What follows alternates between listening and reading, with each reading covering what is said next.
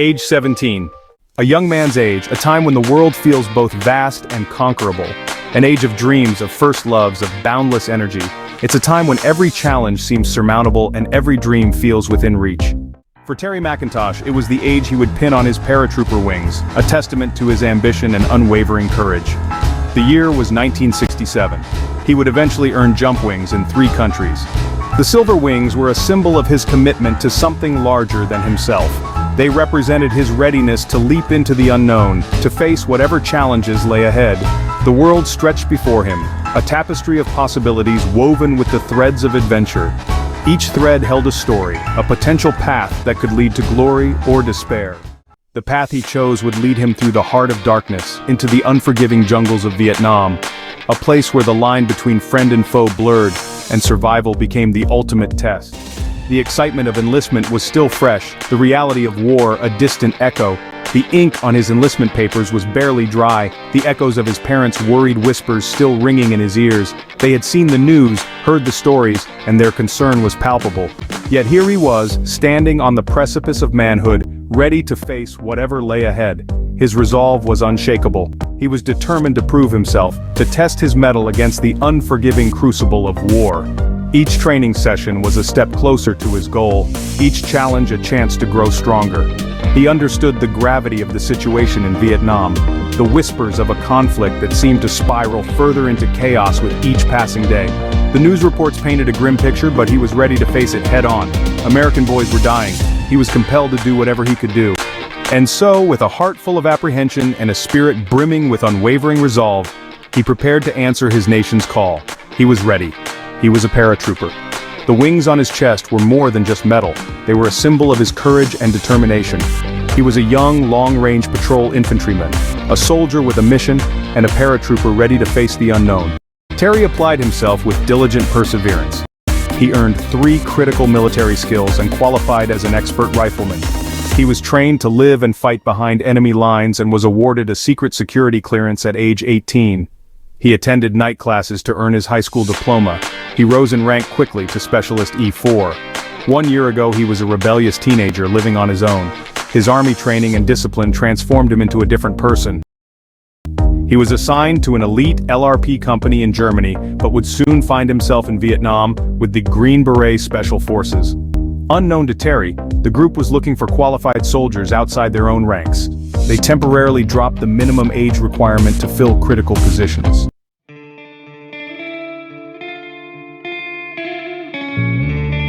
18, barely a man, yet already a seasoned soldier. His journey had been anything but ordinary, marked by trials and tribulations that would have broken many. Word of Terry's unwavering dedication and his almost preternatural ability to remain calm under pressure reached the ears of the Special Forces recruiters. They were always on the lookout for individuals who could handle the most intense situations with grace and precision. They saw in him the makings of a Green Beret, someone who could be molded into an elite warrior. A youngster with 3 critical military skills, an expert rifleman, a warrior capable of operating in the shadows, unseen and unheard, yet always present. A silent professional in the murky world of unconventional warfare. Special Forces wanted him and sought him out. The day he donned the Green Beret, a moment of immense pride and honor, the symbol of excellence and quiet professionalism, he felt a profound sense of gratitude. This was where he belonged, among the best of the best. He would eventually be assigned to a highly classified A-team, a group of elite soldiers with a singular purpose, a unit shrouded in secrecy, operating in the shadows, operating under the auspices of the CIA. Their missions were critical, their actions decisive. The destination Vietnam, a land torn by conflict, a place where their skills would be put to the ultimate test. Their mission to disrupt the enemy's supply lines, to train local forces, to turn the tide of war, to be the ghosts in the jungle, unseen but always felt. The whispers in the wind that haunted the Viet Cong. Their presence was a constant threat, a shadow that loomed over the enemy. The weight of the responsibility settled on Terry's young shoulders, a heavy burden he bore with stoic determination. Every step forward was a testament to his resolve. He was ready to face the unknown, to confront the horrors of war head-on. The battles would be fierce, the stakes high. He was a Green Beret, a symbol of strength, courage, and unwavering resolve. The journey ahead was fraught with danger, but he was ready to face it with the spirit of a true warrior. Terry's first assignment found him stationed in the heart of the Mekong Delta. He was an 18-year-old Special Forces soldier. His official title? Radio operator, a cipher specialist. A fancy term for someone who encrypted and decrypted intelligence reports. The C Team was in Can Tho, a large base of military operations for the Army, Air Force, and other units. Although the city came under attack occasionally, Terry was relatively safe. The days blurred together: work, sleep, guard duty, and back to work. Then came a reassignment. B-41 in Mak Hoa, a name whispered with equal parts dread and respect. This wasn't a cushy base camp, it was a hotbed of VC insurgency. Rocket fire punctuated the nights, and Terry learned firsthand the meaning of duck and cover. Shrapnel whizzed past him, a deadly reminder that safety was a luxury. Terry became bored and wanted to get out among the people. He was tired of being a base camp commando. Salvation arrived in the form of Staff Sergeant Chico Fernandez. Chico, a highly respected veteran with a lot of experience, sought a volunteer for the River Patrol Unit. The mission? To traverse the waterways, shallow rice paddies and murky canals alike, on airboats. Their goal: intercept smuggled supplies destined for enemy hands. Terry didn't hesitate. He'd swap his radio desk for the unpredictable currents of the Delta any day, but he would have to do both. "All right," he said, "I'll do both." He wanted to taste the humid air, feel the pulse of the land, and maybe, just maybe, understand what the war was really about. Chico's reputation preceded him. An unflinching leader who'd earned respect through grit and blood. Terry strapped on his gear, ready to trade sleep for adrenaline. The airboats skimmed the water, their engines growling defiance. His first patrol with Chico was on November 19, 1968. Chico would board boats at random and search for weapons or anything the Viet Cong could use. Terry would stand guard at the helm of the airboat with his eye on every move and weapon on ready. He toggled between river patrols and late-night commo duties. The sun kissed his skin during the day while moonlight whispered secrets at night. He learned to read the water, the ripples that betrayed hidden sampans, the way the reeds swayed when danger lurked, and always the pulse of the Mekong beneath the hull. Sleep became a luxury, 4 or 5 hours, stolen between shifts. Dreams were elusive, sometimes drowned out by the distant thud of mortars, sometimes filled with faces he'd never forget. Terry thrived on the outdoors. He rode the river's edge, a sentinel in the twilight. His heart beat in rhythm with the water, and he knew he'd never be the same. Perhaps that's what war does. It molds ordinary boys into extraordinary warriors, leaving echoes of their courage in the reeds and the moonlit canals. A mysterious sense of power rushed through Terry when people froze at the sight he lorded over them. They feared to move lest Terry shoot and kill them. Terry thought, "They should fear me. I have power of life and death in my hand." He was emotionally prepared to take a life if a situation required him to do it. But Terry wasn't a monster. He wasn't the enemy. His duty was to protect, not harm. Still, the sensation clawed at him, a godlike mood that threatened to consume his humanity. Who was he becoming? The question gnawed, repulsive and insistent. The people were his subjects now. He had the power of life and death, and it surged through him like electricity. He didn't like it. He didn't want to feel that way. He would decide who he was, not a momentary feeling. A decision was made, he consciously rebuked it. Chico boarded another boat, his boots thudding against the wooden planks. Terry's gaze remained fixed on the family huddled there. The man, the wife, a young woman, perhaps their daughter, and her toddler son. Terry's finger rested on the trigger, watching every move, every breath taken, and listening to every sound. The river flowed, indifferent to their fates. And then it happened, the moment that would haunt Terry forever. The young mother sheltered her son under arm with her head down. She was paralyzed with fear. She sat very still. As Chico searched the boat, Terry's eyes fell to the young mother and child. Aware that Terry was looking at her, she slowly raised her head. They locked eyes, an unspoken pact across the divide. Her eyes pierced him, a plea for life, for peace. She wasn't the enemy, just a mother, a sister, a daughter caught in this maelstrom. Terry saw her dreams, the quiet life she craved, raising her son without fear. She hadn't started this war, she'd end it if she could. In that shared gaze, they were allies, two souls battered by forces beyond their control. Terry tilted his rifle, pointing upwards away from her. She was relieved. She knew he wouldn't harm her needlessly. Compassion flared within Terry. Anger, too, a righteous fury against the Viet Cong who perpetuated this cycle of violence. He wanted to do something, to fight for her, for every innocent soul mauled by war. The rush of power shifted. It was no longer about dominance, but protection. He'd become a guardian, fueled by the girl's eyes and the weight of responsibility. As Chico finished his inspection, finding only fruits and vegetables headed to market, Terry lowered his rifle. The girl nodded, a silent thank you, and Terry vowed to remember her face.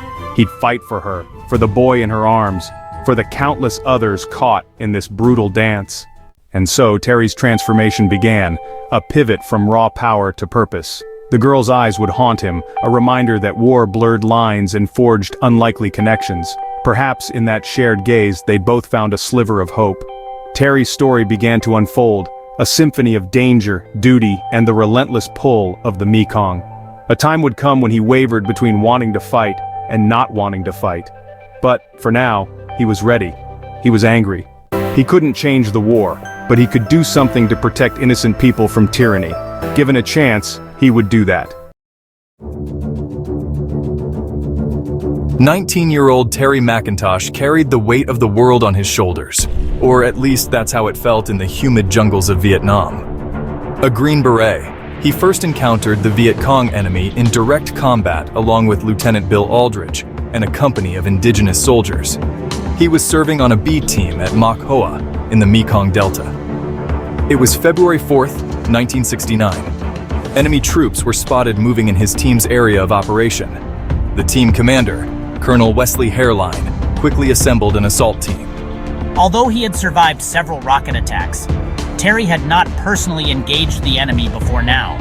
He was chosen to accompany the assault as the radio operator and second in command. He would maintain contact with air support and take over if Lieutenant Aldridge was killed or incapacitated. He rapidly donned his combat gear. He appreciated that an indigenous troop would carry the extra weight of a radio instead of himself. He would have access to it on demand. The rifle in hand felt like a deputy's badge. He was going out to catch some bad guys. Helicopters flew in, picked up the team, and headed into harm's way. When they approached the target area, Terry's heart raced. The Viet Cong opened up on the chopper with their rifles. Bullets searched for the pilot and whizzed by the open door where Terry and Bill sat. This was the real deal going down. All his previous training culminated into this one moment of humans hunting humans. The choppers dropped them off and the enemy quickly withdrew. It took an hour or so before ground contact was made. The jungle swallowed them whole, Terry and his patrol, mere shadows in the tangled green. Although they were the predators after being shot at, it felt to Terry like they were live bait, lures to draw out the enemy. And then, the point man stumbled upon them, an unarmed family of 4. An older man, his wife, a daughter, and her baby. Their resemblance to the family Terry had encountered on that airboat patrol with Chico was uncanny, yet starkly different. This time, they were the enemy. The family had no business out here, running with a known VC patrol. The young woman, shielding her baby in trembling arms, glared at Terry. Hate-filled eyes met his. The contrast between this woman and the young lady on the RPU patrol disturbed Terry. One reflected peace, the other, hate. Terry understood, but he couldn't hate anybody. He could kill the oppressor, but not out of hate. Terry's patrol had closed in on the VC, were evading toward Cambodia, but these 4 stayed behind. They couldn't keep pace with the retreat. LT and Terry assessed the situation hastily. They'd taken prisoners. Interrogation was necessary, but neither Bill nor Terry spoke Vietnamese. So it fell to the local South Vietnamese commander. They stood by, watching the scene unfold. The old man fell to his knees, a plea for mercy. His wife and daughter, frozen, clutched the baby. Terry had never seen a man crumble like this, despair etched into every line of his face. But what did the enemy look like? The VC didn't wear uniforms, didn't march in formation. They moved among people like fish in the sea, trusting the wrong person could be fatal.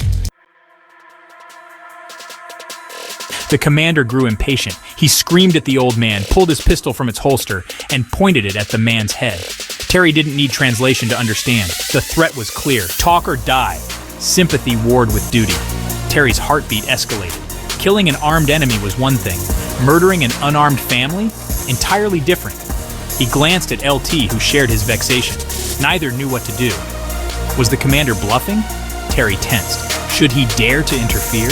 He was an untested cherry in combat, and the commander was seasoned.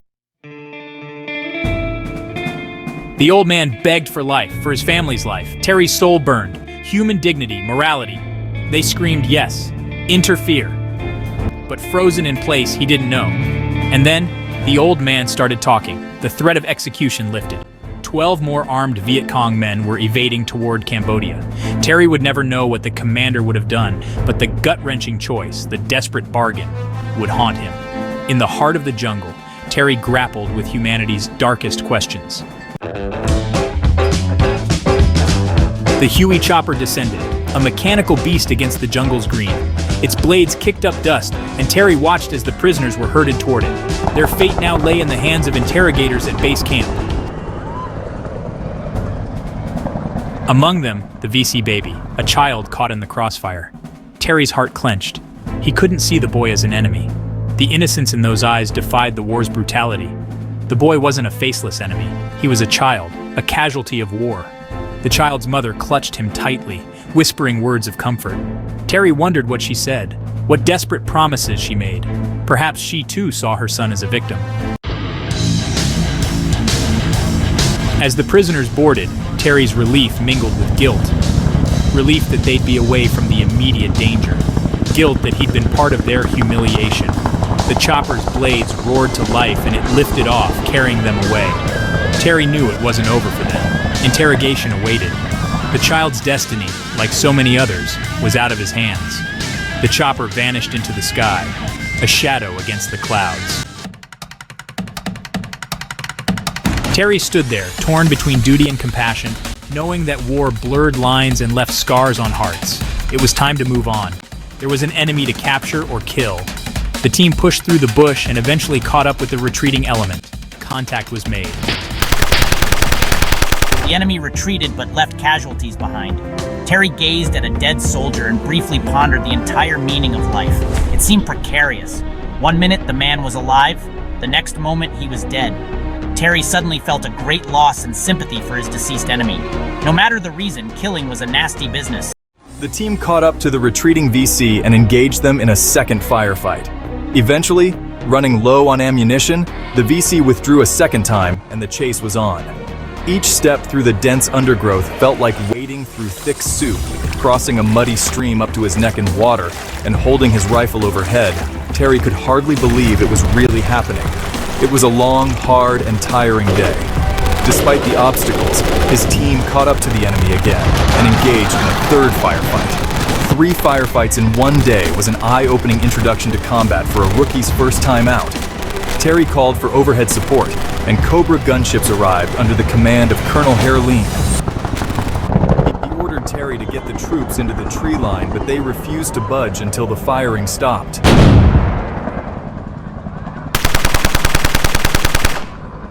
The colonel ordered Terry to get the troops in there and shouted that he would worry about the rockets.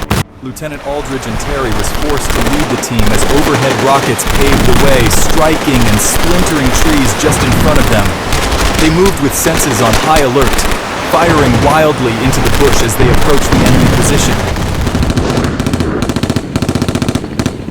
The jungle erupted in a cacophony of gunfire as they drew near the now desperate enemy patrol. A storm of bullets ripped through the foliage. McIntosh hit the ground, leaves and dirt showering over him. His heart hammered against his ribs, a drumbeat of fear and adrenaline. He leapt back to his feet, running and trying to pinpoint the enemy's location on the heel of Lieutenant Aldridge's brave assault. AK-47 rounds snapped through the air, seeking flesh and bone. Then it stopped. Suddenly, it was a surreal moment. Total silence. Then Viet Cong soldiers could be heard saying, "Chu hoi! Chu hoi!" meaning surrender. It was over. Terry scanned the area for potential trouble, but it appeared to be all over. Lieutenant Aldridge and Terry survived the ordeal without harm. The colonel knew what he was doing with the rockets, as harrowing as it had been going in under friendly fire. It had been the hardest day of a young soldier's life, but Terry had endured it. He could relax now. The operation resulted in the capture of 7 POW and 10 enemy soldiers killed in action. He was sad over it but proud at the same time. He had faced death and won. He had just earned the coveted combat infantryman badge. He had done what he had trained to do. He was satisfied with his own conduct and thankful to be alive. Terry felt a myriad of emotions. It was a sobering experience. He felt like he had done something to protect someone from something, but knew he didn't want a repeat of the same. It was strange.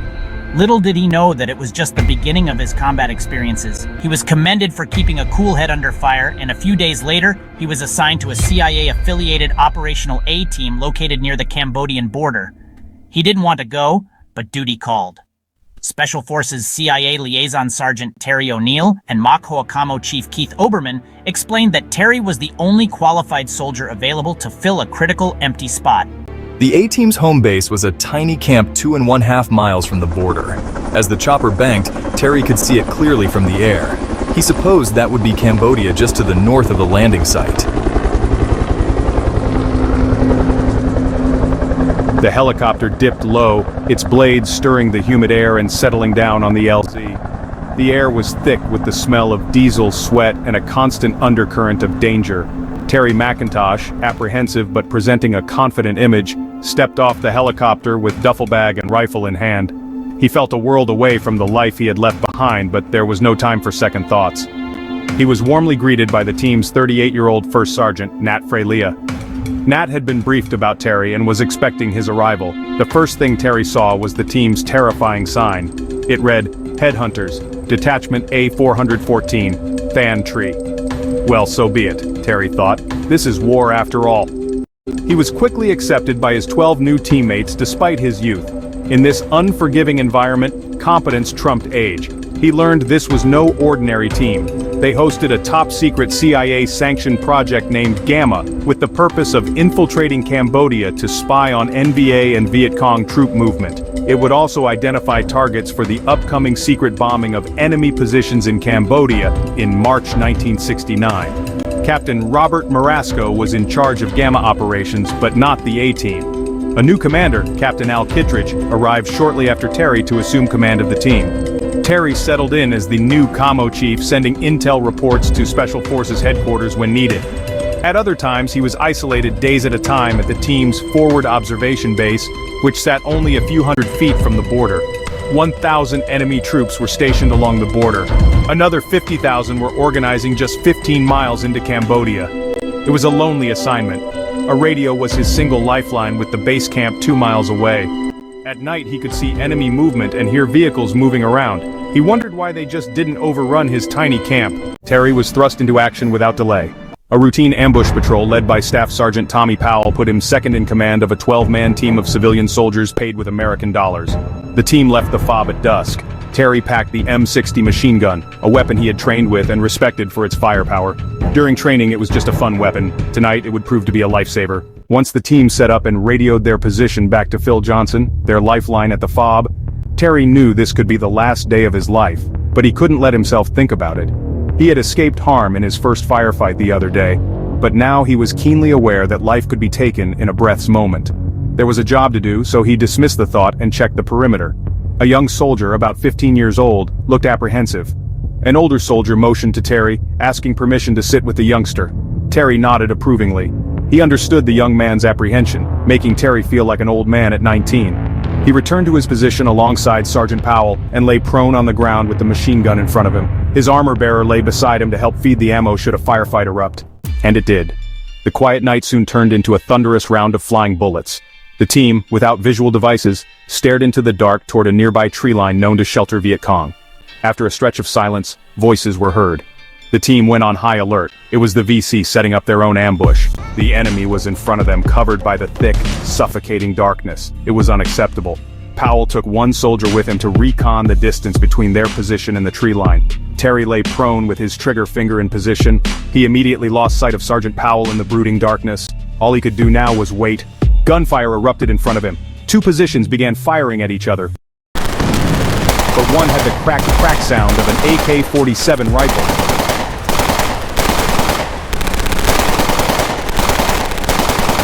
They were extremely close to each other. Terry couldn't tell who was who. He just knew that Tommy was engaging the enemy in close-quarter combat. All Terry could do was watch. It was a helpless feeling. Gunfire opened up to the left of Terry's position. Tracers pointed the bullet's direction at one of the two gunfighters in front of Terry. It appeared that two positions were firing at one in the center of them both. Terry quickly surmised that Tommy was in the middle, but he couldn't fire in that direction due to Tommy's close proximity to the enemy. He swung the machine gun around and let loose a hail of bullets in the direction of the hostile third position. The position went quiet.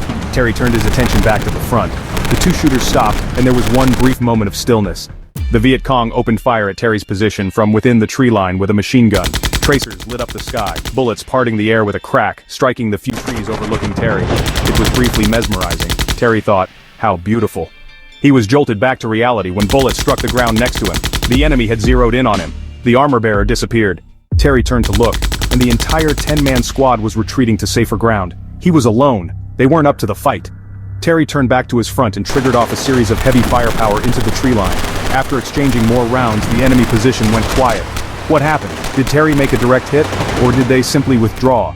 It was only then that Terry heard Tommy whispering, calling out to him. Since his position was known, Terry broke silence and guided Tommy back in safely. Tommy and the soldier with him escaped harm by laying low in a sump as bullets whizzed overhead. A quick call to Phil at the fob got flares up into the night sky for visibility. It appeared the enemy was either dead or had withdrawn. The team returned to base. Terry thought about it afterwards and began to shake a little. Nerves had stilled during combat, but now relaxed. His body was relieving stress. He felt good about extracting Tommy from danger, but they didn't talk about it. It was just what soldiers do. No big deal. After engaging the enemy in combat and losing two interpreters, his team borrowed a terp from the B team in Mak Hoa. His name, Tai Phoc Chuyen. Chuyen's handler, Sergeant Alvin Smith, worked for Gamma Captain Marasco and wanted to register Chuyen as an agent for Gamma. Marasco was slow to respond because he couldn't verify information that Chuyen had provided about his previous work with Special Forces. While still under investigation, Chuyen was permitted to work with Terry at the border camp. Chuyen spoke excellent English. Terry liked his new terp, his new friend, but it wouldn't last too long. There was a snake in the midst.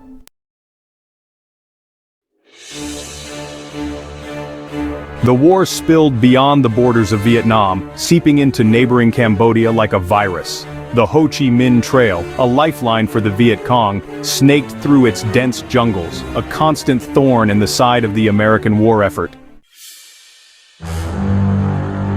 The enemy was everywhere and nowhere, their presence felt in the rustle of leaves, the snap of a twig. Each mission was a tightrope walk, a delicate dance between courage and caution. One wrong step, one moment of carelessness could spell disaster. Tai Phoc Chuyen, Terry's indigenous interpreter, would tip his hand, and fate twisted cruelly.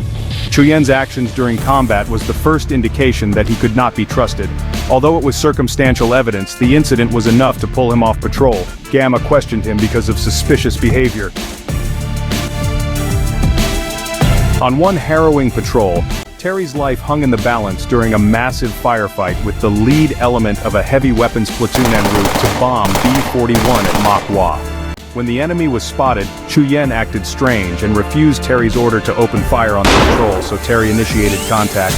The enemy withdrew and Terry tried to call for artillery support. The radio had been tampered with and would not work. Terry ordered pursuit, and his team chased the enemy to the border where they turned to defend themselves with return fire. Chuyen covered safely and never fired his weapon. From a distance, after not hearing from and fearing for Terry's life, it was Captain Al Kittredge's decisive order, artillery fire on the last known enemy position, that saved them all. Terry's team, although rattled, had inflicted harm. A next-day recon team led by Captain Kittredge did a body count and confirmed results. Kittredge reported, 7 dead in the field, we don't know how many across the line. One of the VC was a local guy from the village. They also dropped some weapons when Terry chased them back to Cambodia. Regardless, it wasn't over yet, but only the beginning of what would eventually culminate in the Green Beret affair. Amidst the sweltering jungles of the Mekong Delta, secrets festered like wounds left untreated.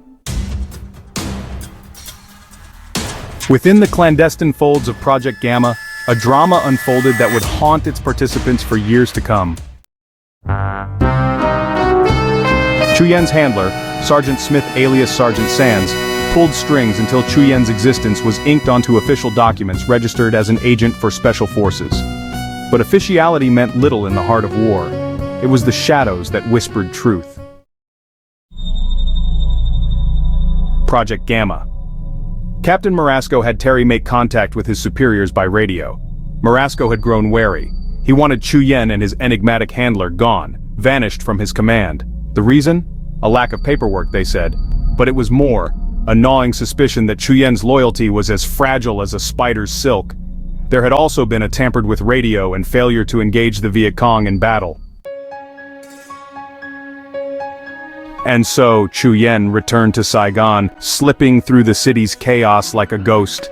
His family welcomed him, unaware that their prodigal son carried secrets heavier than the monsoon rains. But secrets have a way of clawing their way to the surface. Local agents reported whispers Chuyen had unearthed a name, a shadow within shadows, a secret agent working for Marasco. Then a photograph surfaced, a moment frozen in time, a VC general, arm draped casually around Chuyen's shoulders. Loyalty confirmed, suspicions validated. Chuyen was a double agent, dancing on the razor's edge.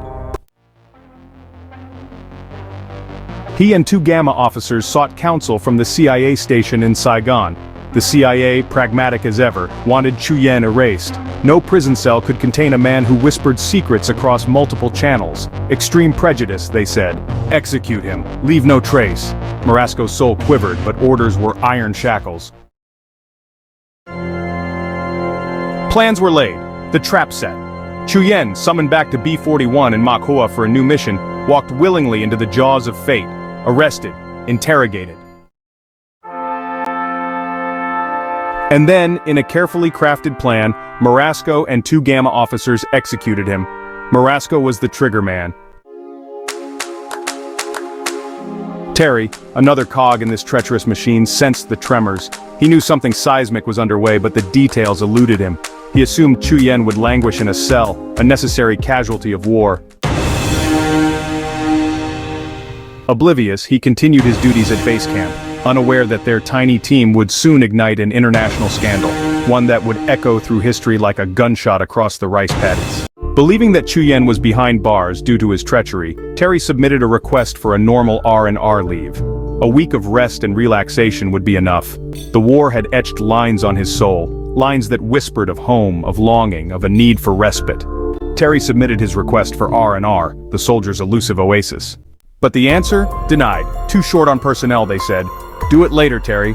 But the time never came. So, since Special Forces had to procure their own food and supplies, he volunteered to accompany a teammate on a chow run to Saigon. It was a chance to escape the jungle's voracious jaw. The city sprawled before him, a paradox. Shootings and bombings were the rhythm of life here, yet Saigon seemed tranquil.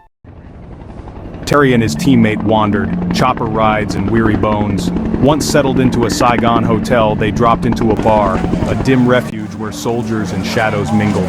Weapons loaded, they kept their backs to the wall and watched for any presence of VC. Prostitution abounded, offers whispered like secrets. Then he saw her, the most beautiful Vietnamese girl. Eyes met, a collision of longing. She worked in the bar and Terry didn't care if she was a siren or an angel. Her name? Lin, a melody on his tongue. Lin approached, a vision in silk and secrets. Broken English wove their conversation. She wasn't just beautiful, she was sweet, gentle, a balm for Terry's war-worn heart. Gentleness, how he missed it. Caution slipped away like smoke. Arrangements made. Meet me later, she said. Not here. And so, Terry arrived at her home, a weapon at his side, love in his eyes. Lin met him outside, a smile that melted barricades. Into the house, a family waiting, mother, grandmother, brothers, sisters, all women. The adult men, at war. Terry felt both honored and out of place. Was this a date in Vietnam? Yes, it was. A crazy, improbable date. The evening danced, laughter, stories, shared food. Terry's heart swelled. Good night came too soon. The family pleaded, "Stay, soldier. Sleep on the cot, not the floor." He agreed, slipping into peaceful rest. Lynn's kiss, a promise or a farewell? Did they hope for more? Terry didn't know. The war raged outside, but inside, he felt peace. Morning proved to be a reluctant goodbye.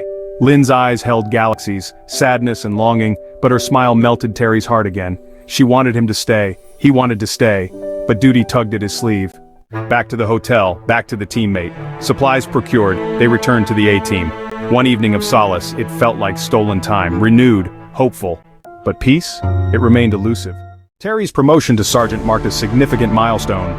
Now a leader of men, he would eventually command his own operations from the forward operating base. Terry worked well with all team members, but Sergeant Eugene Hamby stood out as his field mentor. Much older and widely experienced, Hamby befriended Terry and helped shape his perspective and knowledge. Terry had the utmost respect for him. The two soldiers shared a difficult mission during a long-range patrol over 2 weeks in the field. They engaged the Viet Cong in a brief firefight, which ended when Hamby had Terry call in an airstrike on the enemy position. The mission led them to the far end of the Finger, a dreaded and feared stretch of terrain nestled between Cambodia on 3 sides, north, east, and west. The Viet Cong had approximately 1,000 troops in the immediate area. As they traversed slowly, they discovered they were walking through a minefield layered with grenade booby traps. Trip the wire, the pin ejects, and whammo! Life and limb are taken. Hamby and Terry separated to avoid both being injured simultaneously. The team carefully began exploding the traps harmlessly, tying communication wire around tripwires and yanking it to pull the pin out of the grenade. The trick was to be far enough away not to get killed or injured. In one instance, Terry failed to get out of harm's way. He carefully wrapped commo wire around the tripwire and stepped away. Before giving the wire a hard yank, he turned his back to it. He pulled it exploded, and a piece of shrapnel struck him in the back. Incredibly, it bounced off harmlessly, not even breaking the thread of his shirt. Hamby witnessed Terry's reaction and yelled to ensure he was all right. He was, and they continued. It was a tiring exercise, and Terry grew impatient. He walked faster, wanting to get through the field. His foot snagged a tripwire. Instantly, he knew he was in trouble. As he tumbled toward the unforgiving ground, he clutched his rifle and thought, "This is it." There was no time to be afraid, no time to think about living or dying, no time for anything but to hit the ground. He did with a thud, eyes shut tight, expecting to die. A few seconds later, nothing had happened. He opened his eyes to see the grenade rolling toward him. It rolled up to his nose within 6 inches of making contact and stopped in place. Terry stared at it. It was a dud. Slowly he got up and looked at it again, thanking God for sparing his life. He left it and moved on to help destroy a total of 52 booby traps before clearing the field. Terry had a lot to be grateful for. They escaped harm that day.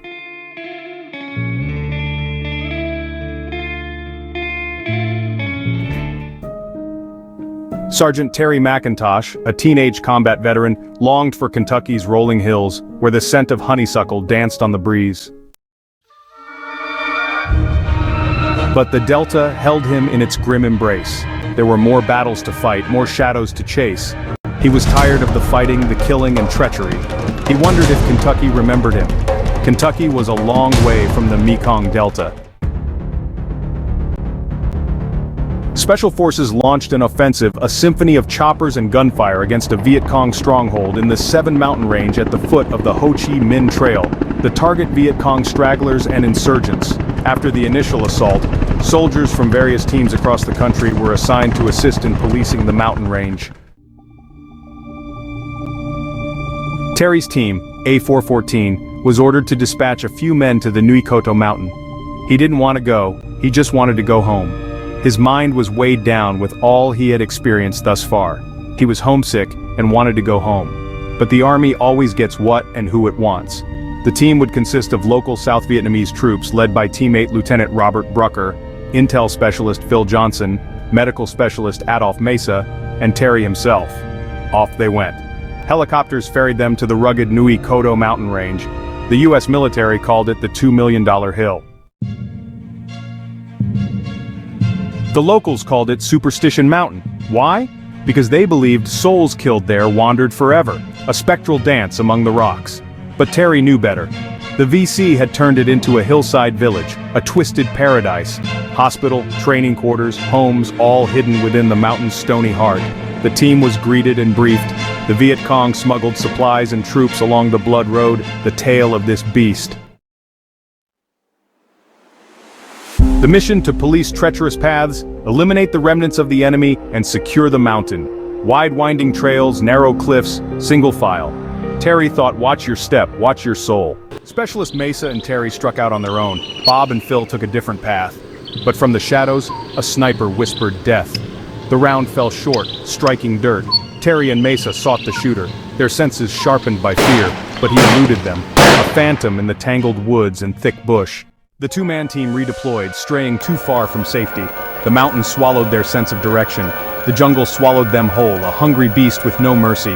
They were lost, no supplies, no map, no water. Just the relentless sun, piercing their skin like bayonets. Thirst gnawed at them, an insatiable demon. Base camp was a distant dream at the moment, a mirage shimmering on the horizon. But they had to navigate back, even if it meant threading through the jungle's veins, praying for a lifeline. And then it came, the thunder, not the rumble of monsoon storms, but something more primal. Trees trembled, leaves quivered. It sounded like the entire NVA army was closing in. Terry's gaze met Mesa's, a silent pact. They would die together, brothers in this godforsaken green hell. Closer they came, closing ranks like wolves circling wounded prey. Terry's fingers tightened around his rifle. He'd seen too much, friends falling, blood staining the earth. He expected death today. It loomed, a shadow with teeth. His mind whispered, this is it. But then, salvation. Mesa pointed through the foliage. His eyes widened and he shouted, they're monkeys! Monkeys? Terry blinked, disbelieving. Had the jungle stolen their sanity? But there they were, furry intruders swinging from branch to branch, chattering like gossiping spirits. What a relief. The two soldiers headed back in the direction of departure and eventually located the base camp. Precious water lifted mind, body, and soul. Terry refreshed himself and joined the team for dinner. It had been a hard day, but nobody had to die for once. Maybe tomorrow? Or tonight? One could never know when death would strike. Daybreak tiptoed across the jungle canopy, its fingers of light prying open the night's secrets. Terry, sinewy and bone-weary, squinted against the intrusion. Yesterday's grueling hike still clung to his muscles, and today's mission promised no respite.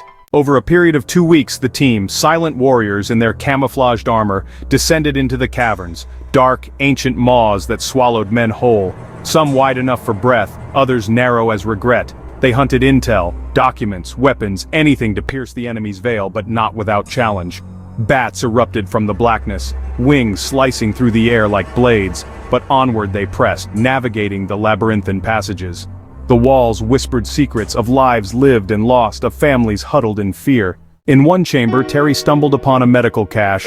Sterile bandages, vials of salvation, and the ghosts of healers long gone. Nearby, a makeshift home, a family's refuge in this subterranean hell. He wondered about the faces that once cradled hope here, now replaced by the damp and the dark. And then, the stench. A gut punch of decay. Terry's boots squelched on the muck as he counted the fallen 30 bloated Viet Cong, their eyes forever closed. Death clung to the air, and he staggered out, desperate for the kiss of fresh oxygen. His comrades followed, their eyes hollow from too many horrors. They found weapons, tools of destruction, relics of hatred. Night descended, wrapping them in exhaustion. Terry lay down, Specialist Mesa beside him. They slept, cocooned in fatigue until dawn revealed their unwitting bedfellow ticks. Tiny vampires, insatiable. Terry awoke next day with fever. It climbed, a wildfire consuming reason. He welcomed oblivion. Death seemed a kinder fate. The next day his comrades bundled him onto a medevac chopper, a metal bird ferrying broken souls. The hospital's sterile walls embraced him and he drifted into a deep sleep, fever dreams dancing on the precipice of life. Questions swirled. Where was he? What was happening? And then like a beacon he saw it, a house perched on a hill. Simple, white, framed against a crystal-clear blue sky. Something drew him, an inexplicable pull. His heart ached for it. Love perhaps, comfort, peace. The little home exuded all three. Terry wanted to step inside, to immerse himself in that warmth. He woke to moans and groans, the harsh reality of a hospital room. Had it all been a dream? He yearned for that house, its secrets, who or what dwelled there. He plunged back into sleep, hoping to return. Days blurred, 3 solid days of weakness. No more dreams, but surely he'd gone somewhere. Maybe to that house, and then the mundane, a male nurse, brusque and impatient. Terry's anger flared. Who did this guy think he was? Get up, take care of business, the nurse ordered, plain rude. Terry mustered strength, pushing the bedside pot off the table. It clanged against the floor. Darkness swallowed him again. Upon recovery, reality settled. His fever had spiked, 105 degrees and climbing. They packed him in ice, searching for answers. But the cause remained elusive, a fever of unknown origin. And so, Terry's journey wove between realms, the house on the hill, the hospital room, and the fragile boundary between life and dream. Terry McIntosh awoke after being iced down for 3 days and released, diagnosed with a fever of unknown origin. He made his way back to the A camp in Than Tree. It was like a ghost camp with other team members still on Nui Koto. Phil would arrive back to camp shortly. Terry would spend the rest of his tour between camps sending intel messages and keeping watch on enemy movement at the border. VC activity picked up with the unexplained absence of their double-agent spy, Chu Yen. Plans to attack the base camp were underway. It was July 1969 now. A large force of approximately 500 Viet Cong attempted to cross the border and launch a full-scale attack, but were repelled by overwhelming air power. But they did not abandon plans to attack A414. With the VC intel source eliminated, the camp became a primary target. Terry and Camp Commander Al Kittredge prepared to rotate off the team and back to the United States. Terry was eager and ready to go. When Terry returned to camp, Marasco and his team had vanished. Terry lounged in the dimly lit team house, enjoying the quiet evening. Night had fallen. It was time to get some much-needed sleep. 3 more days, he reminded himself. 3 more days, and he'd be on that chopper, leaving this godforsaken war behind. Thoughts of home, of cool evenings on the porch, the laughter of friends, and the smell of his mother's cooking drifted through his mind like elusive ghosts. Then it came, the sound that could turn a man's blood to ice, the whish, whish, whish of an incoming rocket. The air crackled with tension as the projectile sailed over the team house, a malevolent firefly seeking its target. And then the explosion. A violent burst of dirt, debris, and terror. The walls shook and Terry's heart pounded. They were under attack. Soldiers sprang into action, their training kicking in like muscle memory. Terry grabbed his gear, adrenaline surging through his veins. He burst out of the door, the world a blur of dark shadows. Another rocket, closer this time, screamed down, detonating just beyond the perimeter. The shooter was methodical, deliberate. He wanted in. Terry sprinted through the camp, and sweat stung his eyes. He stumbled, crashing to the ground, his legs sliced open by some unseen obstacle. He pushed forward, gritting his teeth against the pain. At the M50 caliber machine gun, Terry found his teammate, a grim-faced Phil Johnson. They locked eyes, no words needed. Others took their positions, forming a human bulwark against the encroaching threat. Viet Cong sappers, silent shadows, could not breach the wire. Not tonight. The shooter advanced, relentless like a specter of death. They had to be ready for a ground assault, kill or be killed. The stark reality of war. Explosions crescendo, drowning out reason. The team braced themselves, nerves stretched taut. But then, an eerie silence. Had the assault been called off, or was this just a lull before the storm? Terry's breath came in ragged gasps. Blood seeped through his makeshift bandage. He glanced at his wounded leg. Minor, inconsequential. Survival was all that mattered. Following a period of quiet, orders were given. Stand down. The battle was over, for now. But Terry knew better.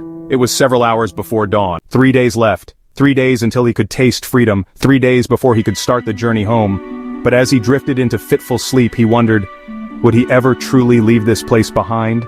The mortar attack had been too precise. Terry sensed it, an ominous calibration by the Viet Cong to zero in on their camp. He packed his bags, the weight of secrets heavy upon him. He burned sensitive documents in a makeshift fire, their ashes carried away by the wind. He prayed for safety, for survival, for himself and the team he'd come to call brothers. 3 days out, he said his goodbyes. The new camp commander, Louis Genesio, clasped Terry's shoulder, eyes filled with unspoken understanding. Good luck, Genesio murmured. Terry returned the blessing and thought, he seems nice. Then Terry boarded a small sampan, Sergeant Eddie Hamby at his side, both men navigating the treacherous Mekong River. Viet Cong-infested waters whispered danger, but they pressed on toward B-41 at Mok Hoa for Terry's out-processing. At military intelligence, Terry faced questions. Covert operations, complicity, deny. It was the game they played. The officer across the table knew that Terry knew, and Terry knew that the officer knew. An affidavit denying knowledge signed, mouth shut. All Terry wanted was home. Little did he know that scandal brewed and headlines were waiting to erupt. In the camp commander's office, Lieutenant Colonel Martin Beck awaited. Beck had recently assumed command after Colonel Herline was wounded in action. He pinned a commendation medal on Terry's chest. What can I do to keep you here? Possibilities danced. No sir, thank you sir. He chose to return stateside to his previous unit. Then the news struck like a thunderclap. The Viet Cong attacked again, their aim unerring, birthing death within the camp's perimeter, indigenous troops and a good friend of Terry's. But more awaited Colonel Beck and Captain Genesio, their chopper down while hunting the VC. The skies swallowed them whole, leaving Terry stunned. Just days ago, they'd all been together. Now they were gone. Revenge whispered in Terry's veins, a primal urge to hunt down every Viet Cong. But war was bigger than one soldier. Revenge wouldn't change the tally of lost lives, so he clung to the one certainty: he was going home. On July 28, 1969, he boarded the flight, a plane filled with survivors, their shouts joyous yet hollow. Terry's jubilant mood shifted, grief settled in. He thought about his time in country and the loss of more friends just 4 days earlier. Altogether, 21 names etched in memory, the fallen from February to July. He'd never forget them, nor would he forget Lynn, the girl he'd met in a Saigon bar, her laughter and gentleness a fragile thread of peace. He hoped she would live and enjoy a good life. A sinking feeling came over Terry. Everything seemed to be in vain. Yesterday was gone, tomorrow was just a hope, today was all he had. Was there any point in living? Purpose would find him later, but for now, quiet submission held him. Fortunate to be going home, Terry wondered what future awaited, a fragile promise wrapped in the echoes of war.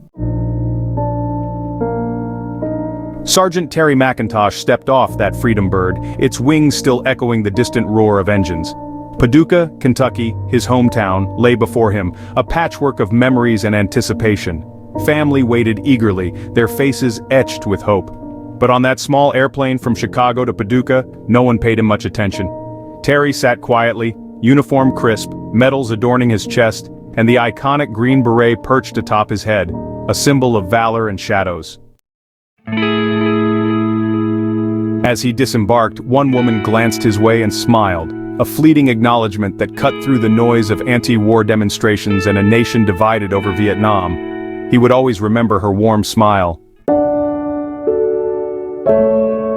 Hugs and kisses awaited him. But Terry, a 19-year-old combat veteran, felt oddly removed from home. Just days ago, he'd dodged bullets, watched friends fall, and grappled with the raw calculus of survival. His mother, eyes brimming with tears, held him tight. "Welcome home, Terry," she whispered, as if afraid the walls might hear and steal him away again. His siblings crowded around, their laughter and chatter filling the room, yet Terry felt like a ghost, an apparition straddling two worlds. Home on a 30-day leave, he decided to savor the moments, leaving philosophical questions for later. No one asked about his tour of duty, they didn't know what to ask. In a culture where soldiers sucked it up and carried on, Terry found solace. He didn't want to talk about it anyway. How could he explain the taste of fear, the adrenaline-fueled nights, or the way death clung to his boots like mud?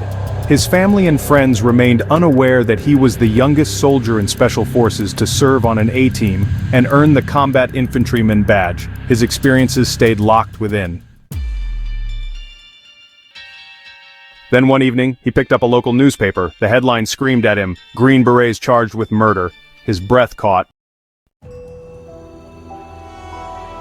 The missing pieces fell into place: the covert operation, the silenced double agent, Marasco's unwavering resolve. Terry read it again and again, tracing the contours of betrayal and duty. The missing pieces clicked into place. A fellow teammate had pulled the trigger, and Colonel Robert Rowe, their group commander, had orchestrated the cover-up. Terry's mind raced. Marasco had shielded the team, executing a top-secret operation on a need-to-know basis. Colonel Rowe's arrest sent shockwaves through the nation. Some saw the Green Berets as heroes, others as renegades. Terry remained silent, a man under orders. He wanted to shout, "I know this man, I'm part of the story." But he bit his tongue. He was a silent witness to history. The Green Beret affair spiraled, a tempest of moral quandaries, military scrutiny, and Hollywood intrigue. These elite soldiers had executed a dangerous enemy, yet they faced murder charges. The CIA distanced itself, leaving them dangling. Russia spun tales of Green Berets as renegade child killers. Opinions clashed, and the incident rippled far beyond the battlefield. And then, like a sudden thaw after a bitter winter, the charges were dropped. President Nixon's intervention, a nod from the highest office, sealed their fate. The CIA remained silent, and the Green Beret affair faded from headlines. Then came Daniel Ellsberg's Pentagon Papers, a cascade of secrets that shook the military complex and political landscape. He attributed his decision to release secret documents to the Green Beret affair. Terry reconnected with Bob Marasco 2 years later, a friend, a fellow soldier, and the man who'd pulled the trigger. Was it the right thing to do? Terry asked. Orders are orders, he said. We protect, we serve. Sometimes that means darkness. War was bigger than them, an ancient beast that chewed up innocence and spat out survival. He'd done his best, and that had to be enough. As the years rolled by, Terry found solace in quiet moments. The rustle of leaves in autumn, the laughter of his grandchildren, and the way the sun dipped below the horizon, painting the sky in hues of forgiveness. A life awaited him, one shaped by echoes of war, secrets buried, and the quiet resilience of those who'd served. The war, its cost, its futility, loomed large. Terry grappled with the weight of it all, but amidst the chaos, he discovered something profound, himself. For the first time, he truly met the man within, the one who fought not for glory or ideology, but to shield innocent lives from tyranny. That purpose, that solace, kept him going. And then there was Group, the elite few who served alongside him. Among them, Terry felt both small and privileged. The camaraderie, the shared sacrifice. It aged him, made him wiser. Wisdom came in recognizing life's brevity. Yesterday slipped away, and tomorrow? Well, it might never arrive. Only one thing mattered: love. That love, the kind that transcends borders and bullets, reached out to him. In the quiet memory of a little white frame house on a hill, he found solace. It nestled in his heart, etched forever. And so Terry's war became more than battles and bloodshed. It became a journey inward, a search for purpose, for love, for the enduring echoes of that house on the hill. And so, Sergeant Terry McIntosh stepped into the next chapter, leaving behind the ghosts of jungles and the taste of blood. The freedom bird had brought him home. It was time to soar anew. He was one of the lucky ones. Tomorrow would wrap its arms around him, and he was grateful. Some kind of future was waiting.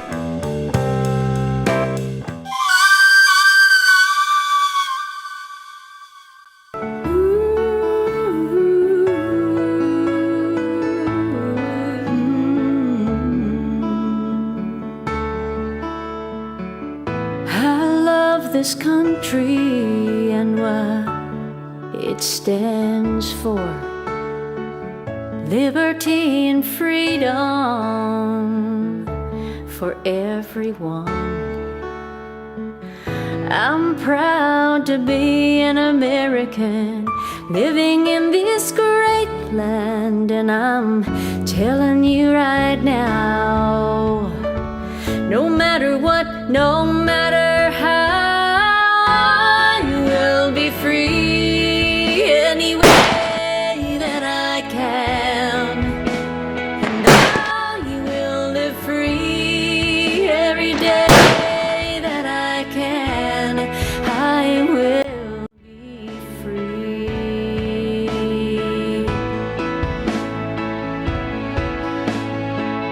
All across the nation, under a star-spangled sky,